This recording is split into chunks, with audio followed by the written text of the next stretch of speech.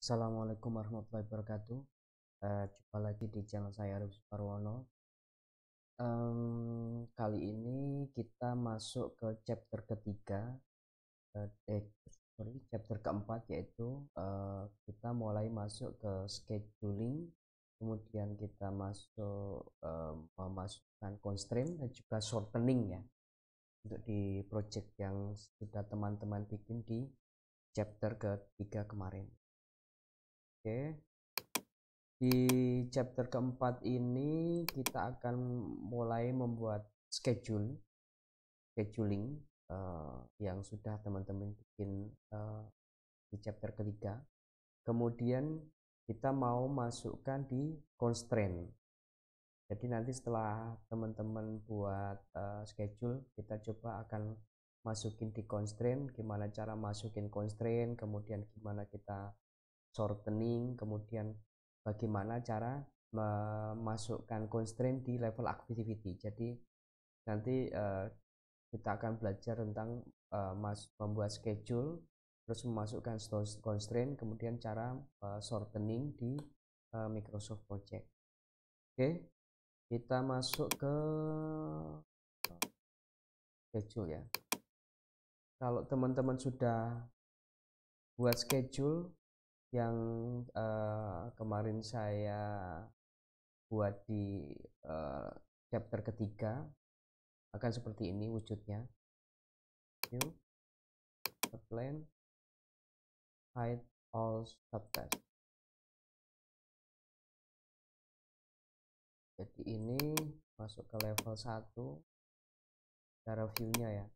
Kalau teman-teman belum ada ini apa namanya, chapter satunya, bisa buat seperti ini. Bisa tambah add di sini, misalnya insert task gitu. Terus tulisannya Rama is. Terus bawahnya itu di yang seperti kemarin, hanya indent atau oden gitu. Biar jadi apa namanya, biar jadi ada level satunya seperti ini. Kemudian tambahan satu lagi yang WBS. Misalnya teman-teman kemarin sudah buat tapi belum ada WBS nya gitu ya, masukkan di sini. Misalnya ini saya hide dulu. Misalnya kemarin kan kita hanya bikin ini, kemudian ada suksesor gitu, munculnya akan seperti ini.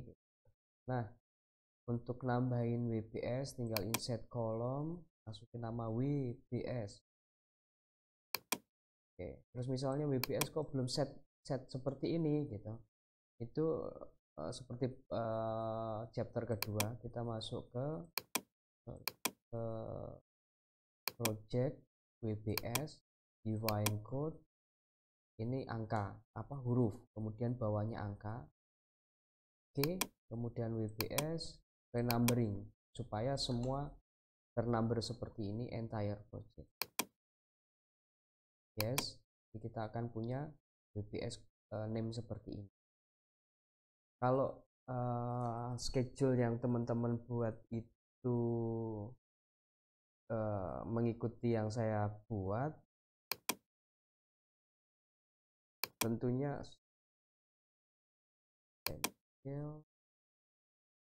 kemudian ini kita buat here bawah, size nya kita kecilin, dan di status bawahnya 50.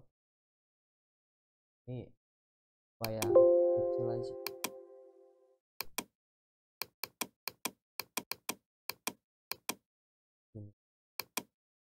Nah, kalau itu teman-teman sudah berhasil membuat, schedule-nya akan seperti ini. Dia startnya di coba mulai buat defaultnya seperti ini. Defaultnya itu data date-nya di 12 Februari. Kalau teman-teman buat di 12 Februari di sini, 12 Februari, ini ketik di 12 Februari di sini, selesainya akan di 17 November. Kalau teman-teman udah bikin akan apa namanya, selesainya di 17 November kalau udah benar ya. Kemudian bagaimana cara apply constraint?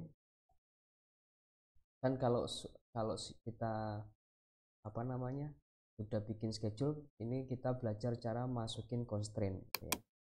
Cara masukin constraint adalah seperti ini. Diklik 2 kali. Kalau di Primavera kan constraint itu kan ada di bawahnya ini detail activity gitu kan. Kalau di sini klik 2 kali di activity-nya, muncul seperti ini.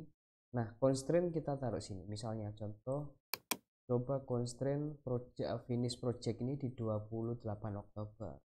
Sebenarnya constraint kalau di Primavera itu ada project constraint, ada activity constraint. Tapi khusus yang di Microsoft Project ini yang saya tahu hanya constraint di activity seperti ini gitu ya, pas finish di sini. Kalau project information, soalnya di project informationnya dia nggak ada, dia hanya status aja gitu, tidak ada seperti Primavera yang kita bisa set project must finish by. Dan saya tahu kalau di project ini hanya informasinya, jadi kita hanya bisa ngasih constraint di level activity gitu. Oke, nggak ada masalah. Coba kita masukkan constraint di sini. Apa yang terjadi? Misalnya tadi kita constraint yang paling akhir itu must finish by. Defaultnya setiap activity adalah as soon as possible. Kemudian kalau kita mau kasih constraint misalnya must finish on, kita set misal di 28 Oktober. Apa yang terjadi? Cancel no constraint, continue but avoid conflict. Dia nggak boleh konflik. Dan continue. Jadi ini dia mengcancel. Apakah kita mau mengcancel constraint ini dan membersihkan ini gitu, dan clean up, atau continue tapi mengabaikan yang konflik. Nah, ini kita continue karena kita kan pasti maunya continue, mau kasih constraint ya constraint aja, nanti kita lakukan shortening. Kita coba lihat efeknya akan seperti apa. Oke. Nah, kalau sudah kita constraint kan terlihat ini yang merah itu critical. Kalau misalnya punya teman-teman nggak muncul merah kritikalnya, cara munculnya dari klik kanan di sini, show hide di sini, critical task. Oke. Terus berikutnya fokus on critical activity dan shorten the schedule gitu. Nah, setelah kita constraint seperti ini kan akhirnya muncul merah ya, artinya kritis. Nah, kritis ini sebenarnya berapa sih gitu. Kalau kita di Primavera itu mengenal total float, kalau di apa namanya di Microsoft Project itu total float itu namanya total slug. Nah, cara munculinnya adalah di klik kanan di sini, atau ini saya coba hilangkan dulu deh biar teman-teman nggak bingung. Saya hilangkan semua.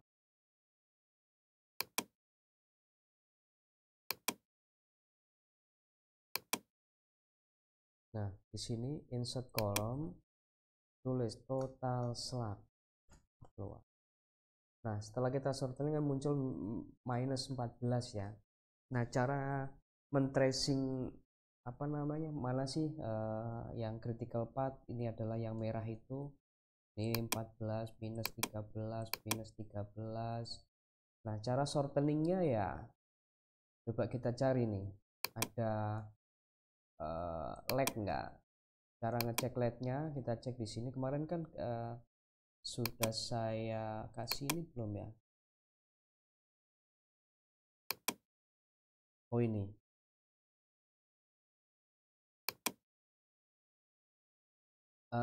ini kemarin kan sudah saya kasih ini ya, successor ini. Ini kan lag, ini kasih 80 jam, SS 50 hours, SS 40 hours, SS 40 hours. Ini adalah apa namanya, lagnya lah, lagnya tiap-tiap activity gitu. Nah, Ini kalau misalnya teman-teman belum kasih, coba cek lagi. Semoga sih saya sudah kasih di chapter ketiga kemarin. Kalau belum, coba teman-teman kasih. Dan kemudian untuk shortening itu ada dua cara. Yang pertama adalah kita coba hapus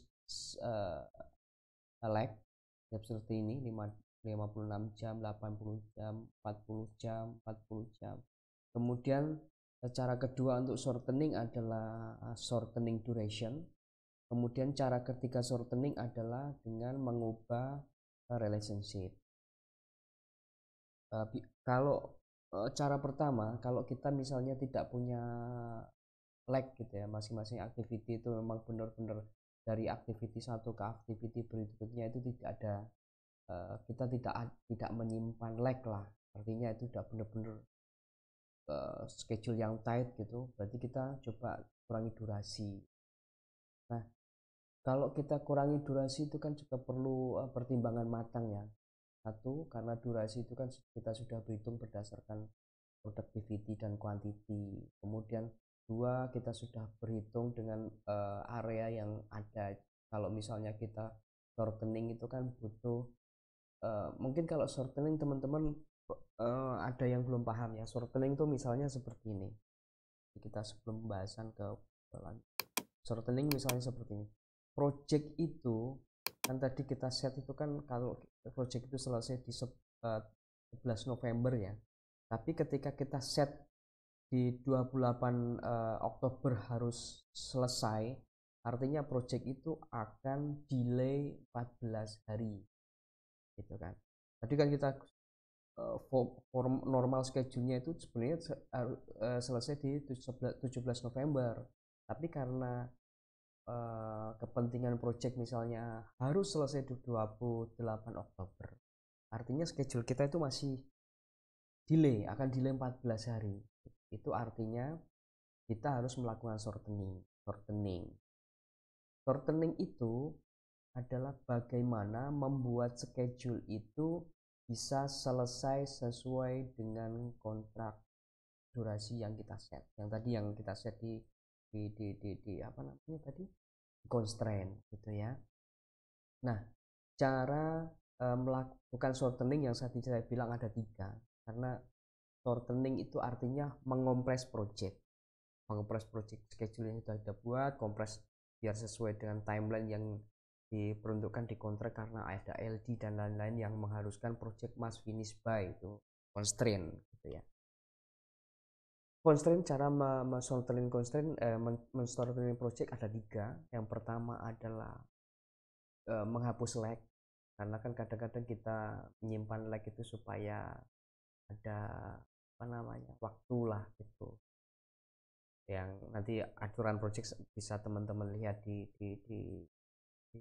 video saya mengenai aturan membuat schedule. Tapi oke lah gitu, kita lupakan itu. Yang penting teman-teman sudah tahu lag itu apa. Nah, itu lag kita bisa hapus. Kemudian cara shortening kedua adalah shortening durasi. Tapi shortening durasi pertimbangannya banyak sekali. Satu, durasi bisa kita kompres karena apa gitu lah. Karena kalau kita sudah set durasi kan isinya productivity-nya kita sudah set, manpower-nya kita sudah set, lokasinya kita sudah set. Jadi kalau kita mau kompres durasi itu nggak simplify kompres aja gitu. Itu sangat berisiko sekali. Jadi kita harus mempertimbangkan, misalnya men-shortening durasi itu kita harus mempertimbangkan bahwa productivity-nya bisa kita improve nggak. Jangan sampai kita hanya mengompres satu bar tapi efeknya akan sangat panjang sekali, karena ketika kita kompres durasi hubungannya dengan improve productivity orang, apakah area cukup untuk bekerja, apakah interface antara satu dan pekerjaan lain itu bisa dilakukan, itu juga pertimbangannya Pak. Kemudian shortening yang ketiga adalah dengan melakukan relationship, misalnya bisa antara pekerjaan yang satu, misalnya dari finish to start bisa start to start, itu juga memerlukan pertimbangan yang banyak. Itu panjang lah pembahasannya. Nah, kita coba cara pertama ya, shortening dengan melakukan mendelete Slack gitu ya. Cara ngecek mendelete Slack itu misalnya kita coba ini kan ada 80 jam ya kan, kita lag ada 80 jam, kita coba hapus 80 jam, berarti dari total 14 masih sisa 11, ada lagi enggak, ini ada 56, masih 4, ini ada 40 jam.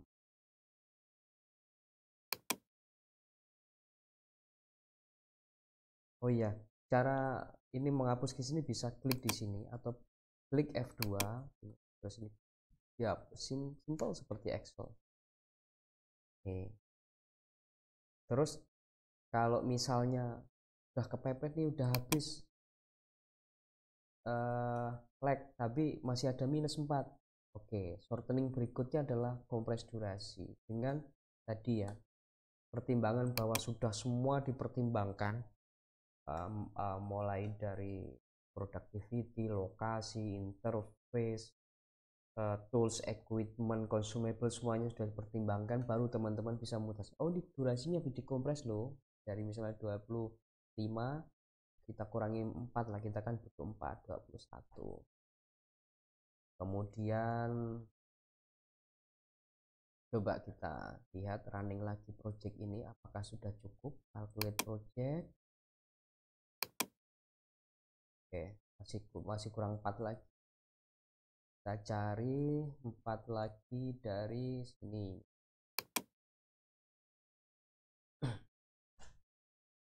Oke, itu cara mengopres shortening ya. Mungkin teman-teman yang ada yang belum paham silahkan ketik di kolom komentar, atau kita bisa diskusi lebih lanjut di chatting, atau silahkan kontak saya. Jadi itu cara membuat schedule. Dari chapter ketiga kita di develop schedule, kemudian chapter keempat kita melakukan constraint, karena kalau schedule kan kita harus constraint gitu ya, karena tipe schedule ada dua, yaitu floating schedule sama fixed schedule, tapi kalau saya sih seneng dua-duanya sih sebenarnya. Kalau fixed schedule untuk analisa, kalau float schedule untuk lihat forecast. Nah kalau fixed shortening sorry, kalau membuat constraint tadi adalah fungsinya kita men-set project itu akan selesai kapan, kan ada beberapa project yang ada ALD-nya yang kita harus set yang must finish by. Nah setelah kita set must finish by itu ternyata project ini delay nih. Nah delay, untuk mengatasi delay itu apa yang harus kita lakukan, yaitu shortening. Nah secara shortening yang tadi ada 3 yang sudah saya sampaikan. Oke, sampai di sini pembahasan kita di chapter keempat. Berikutnya kita akan masuk ke chapter kelima, yaitu scheduling. Mana kita akan masuk setelah scheduling kita set sudah sesuai dengan semua square-nya udah sesuai, durasinya udah sesuai, kita sudah set constraint sesuai dengan kontrak. Nah chapter kelima adalah cara kita merunning schedule, update, kemudian bagaimana jika terjadi delay dan shortening lagi gitu. Kita set baseline itu nanti di chapter ke-5. Di chapter keempat bagaimana mengeprint project ini, print out supaya kita bisa tampilkan, kita kirim ke klien atau ke stakeholder kita gitu. Itu aja. Terima kasih. Sampai di sini pembahasan Microsoft Project di chapter keempat. Kita akan ketemu lagi di chapter kelima dan chapter keenam. Mohon maaf jika terputus-putus karena memang akhir-akhir ini saya lagi sibuk sekali ya di project. Jadi mohon dimaafkan. Kita terus pantau channel ini dan berikan komentar jika terlalu cepat atau apa, biar saya tahu gitu bahwa apa yang kita sharing ini benar-benar teman-teman bisa pahami, bisa digunakan untuk bekerja, bisa digunakan untuk mencari nafkah untuk keluarga gitu, dan berguna lah gitu. Kalau tidak ada komen kan saya nggak tahu apakah apa yang kita share ini benar-benar bisa dipahami atau itu aja. Terima kasih. Assalamualaikum warahmatullahi wabarakatuh.